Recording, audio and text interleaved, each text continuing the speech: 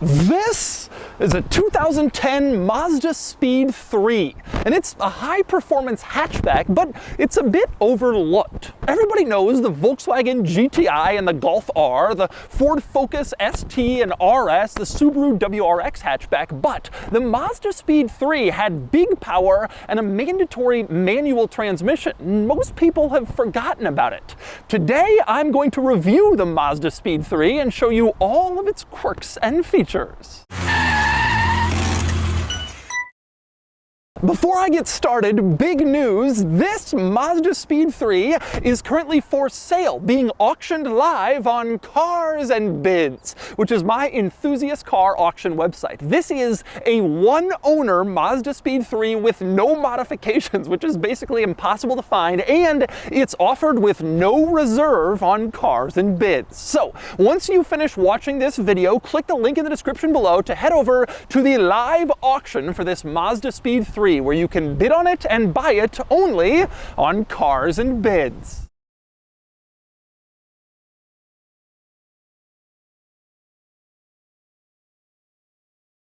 Alright, I'm going to start the quirks and features of the Mazdaspeed3 up front, where you'll find two of the most important things worth discussing about this car, and I'm going to start with the powertrain, which was quite impressive. The Mazdaspeed3 used a 2.3-liter turbo 4-cylinder, makes 263 horsepower and 280 pound-feet of torque. Now, this is the second generation of the Mazdaspeed3. The first gen was sold from 2007 to 2009. The second gen was 2010 to 13, and they all used the same powertrain. The first gen car and the second gen, they had basically the same engine with only a few minor changes. And this is pretty impressive because it was huge power back in 2007. 263 horsepower, frankly, is still big power today. The Ford Focus ST came out years later. It only had about 250 horses. Even the current Volkswagen GTI only has about 240. So this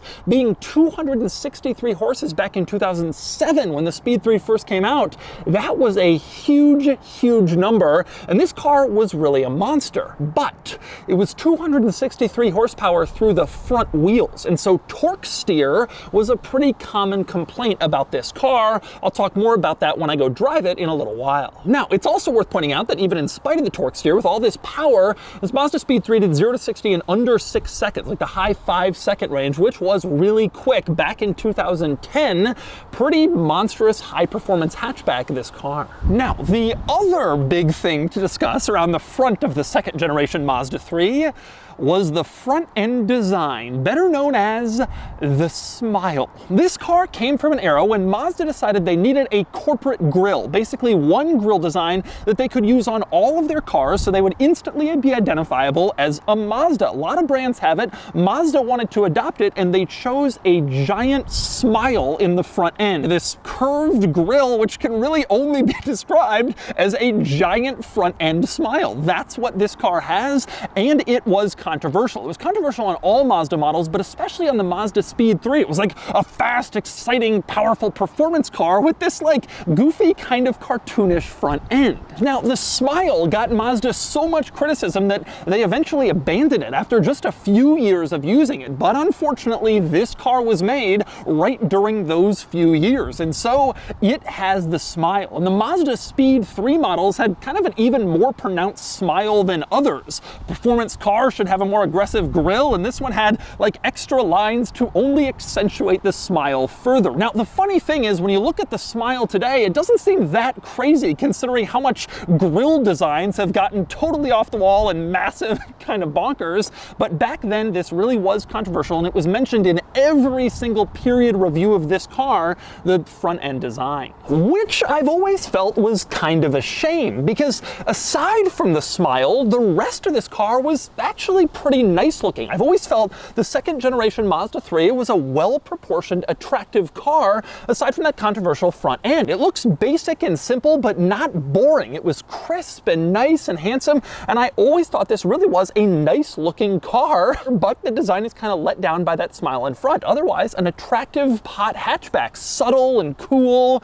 and nice to look at. Now, there were several differences between the first generation and the second generation Mazdaspeed3, but one of the big ones was up front. Aside from the smile, there was a large hood scoop that was unique to the second generation car. Apparently one of the problems with the first generation Mazdaspeed3 was heat soak. The engine just wasn't getting enough cooling, so they added a hood scoop for the second gen car to bring more air into the engine in order to cool it more. But anyway, next up, a few other quirks and features worth noting on the outside of the Mazdaspeed3. One is this large rear wing. Big rear wing mounted on the top of the tailgate to help distinguish this from a standard Mazda 3, and of course to provide important downforce for all your track days in this car. Another interesting feature was the taillights. This car has these clear taillights. Back in the day, we called these Altezza taillights because the Toyota Altezza kind of pioneered them, and a lot of brands then took them and put them on their performance cars. Basically, the lens is clear, but the light inside the lens is the red color you'd expect to see a brake light be, and that was kind of common on performance cars in this era, like the late 2000s, early 2010s, and they had it here. Now, one interesting thing with the taillights in this car is there's a button over here. This is a lock button on the back of the car. If you had the key in your pocket, you could press that button and lock the doors and walk away. The tailgate popper button is located right here in the center. You push it, and then the tailgate pops open, and you could put your stuff in pretty standard, but there was a separate button to lock the doors, which is actually kind of a clever feature. There was no such button over on the driver's side taillight, so there was a little bit of very subtle, non-symmetrical design in the back of this car if you knew to look for it. Another nice performance upgrade in the back of the Mazdaspeed3 was dual exhaust, which also helped give this car kind of a muscular, mean look on the outside and contributed to its performance appearance compared to a standard Mazda 3. But anyway, next up we move inside the Mazdaspeed3, where you'll notice a few changes over the standard Mazda 3. One of them was the transmission. All Mazdaspeed3 models came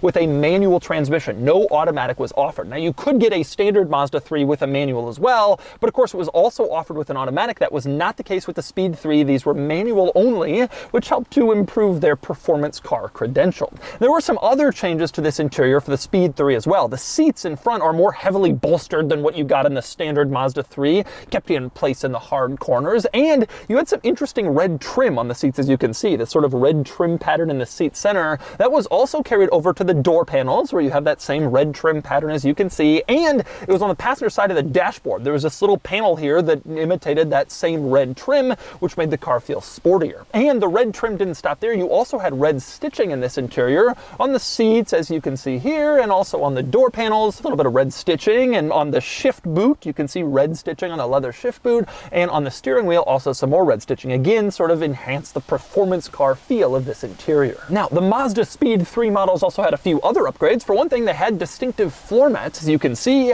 they say Mazdaspeed3, which made you feel nice and special. They also had distinctive door sills, which actually does look pretty cool. Mazdaspeed written across. It looks surprisingly high quality and upscale when you're getting inside this car. A nice little reminder. And the gauge cluster for the Mazdaspeed3 was different compared to the standard car. It says Mazda Speed over in the tachometer, which is a nice touch, and it also has a boost gauge integrated in here, so you can monitor the turbo situation. One drawback with this gauge cluster, though, that I noticed, there's no temperature gauge, which is a weird omission on any car, but especially a performance car. You don't know if it's overheating if you're driving it on racetrack laps, and you don't know when it's warmed up to temperature, so you can start beating on it. You just have to kind of rely on your hope and your instinct, because there's no temp gauge. Well, strange omission here. But anyway, next up, aside from the Mazda Speed upgrades and changes in this interior, the other quirks and features in here aren't substantial. This was a popular compact car, so it's not too quirky or weird, but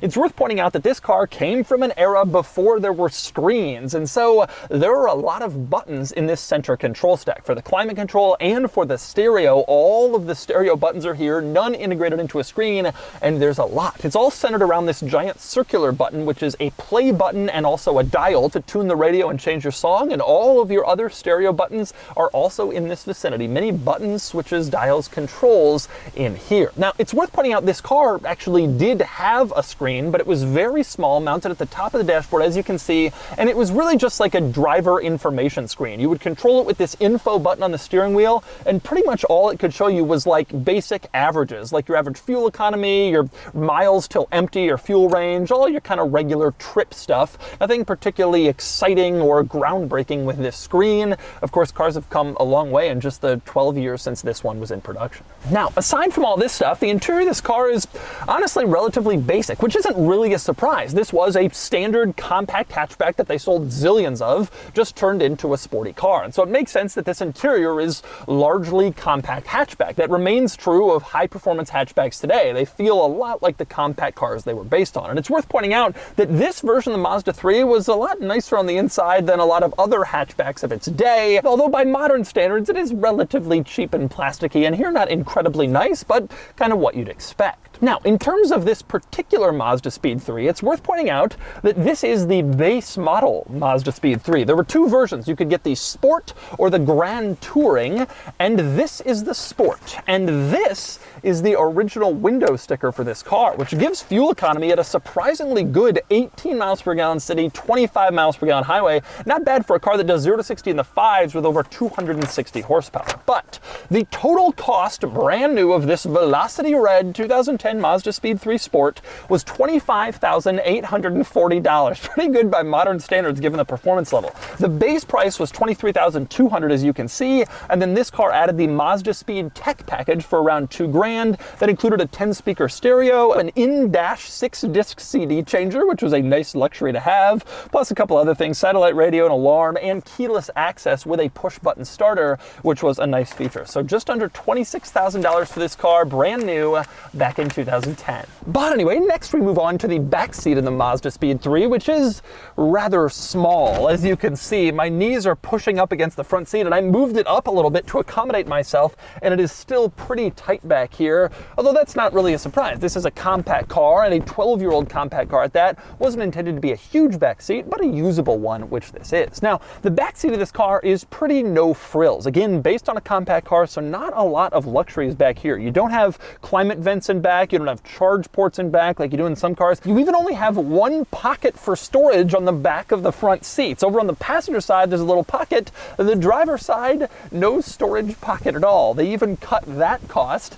It is pretty basic. But with that said, you do have the red trim back here, the red seat centers to add the performance-y look. Same deal on the door panels, red in the back just like you had in front, and you have a little bit of red stitching around the seats as well to add to the performance car feel of the Speed 3. But anyway, next we move on to the cargo area in the Mazda 3, which isn't particularly interesting or exciting. It is simply a cargo area, but it is an important feature of this car. If you're gonna have a hot hatchback, you need the performance component, which this car has, and you need the practicality component, which this car also has. That's kind of the fun thing about these hot hatchbacks. Otherwise, nothing particularly interesting or exciting in here, except for this little light over on the side. In most cars, you open the tailgate, the light turns on. In this car, you can choose if you want it on or off. There's a little switch, and you can decide, but that's about it for unusual things back here.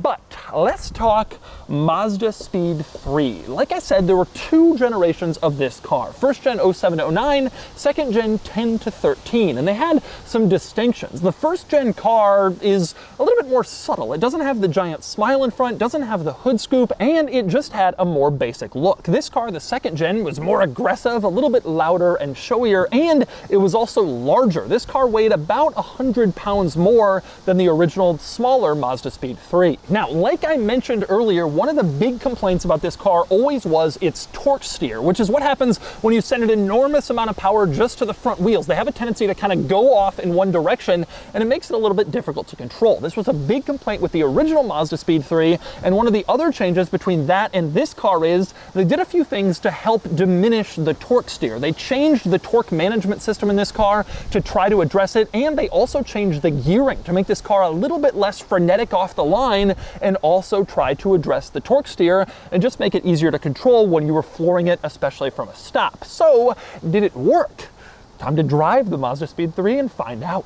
All right, driving the Mazdaspeed3. Couple things before I get into the driving experience. First, I want to talk about Mazdaspeed. What exactly is that, you might be wondering? That was Mazda's like performance brand, sort of like Mazda's BMW M or Audi RS. That was what they had at this era. And they made actually a few different vehicles. There was the Mazdaspeed 6, which was a high performance version of the midsize Mazda 6 sedan. There was the Mazdaspeed Protege, which was like a compact sedan performance car. But the most beloved and most well known were definitely the Mazdaspeed 3s, the first and second gen Speed 3. That was kind of the enthusiast hot hatch, and a lot of people pined after them at the time because they were just so powerful. Now, as for this particular car, why I chose to review it, obviously it's for sale on Cars and Bids, and that factors in, but another big reason, I have been looking to review a Mazdaspeed 3 for years, pre-Cars and Bids, but it is so hard to find one that has not been modified. The owner of this car bought it new. She is a woman, she has a 14-year-old son, and she bought the car new back in 2010, and her son is almost driving age now, and she doesn't want him to learn to drive in this like fast, high performance car. So she got a more rational car and she's selling this, but this is a one owner car that has never been modified. And I suspect that's about 2% of all Mazdaspeed 3s. I get people reach out to me, hey, I've got a Mazdaspeed 3, will you review it? And it's like, okay, but it's been lower and it's got neons and it's this and that. And so finding one that was actually factory is pretty uncommon. So let's talk performance. I'm gonna floor it from a stop right here. Whoa!